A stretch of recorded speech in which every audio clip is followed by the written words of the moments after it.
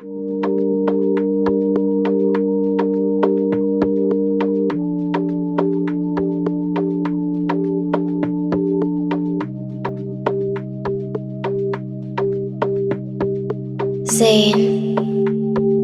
98.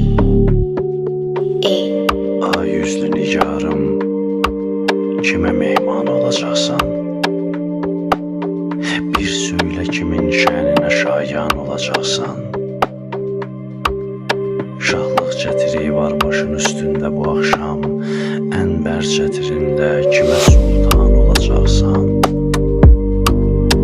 Şeker demərəm mən sənə, ondan da şirinsən, dilbər.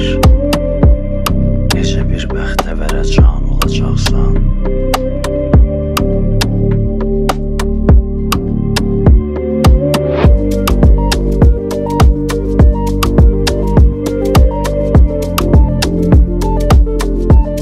Zülmət gecə sən nurlu çıraq, bəd gözə gəlmə.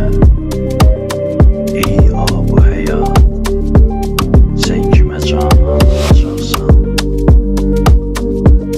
Getdin necə bəs tab eləsin hicrə nizami, o xəstə ikən sən kimə dərman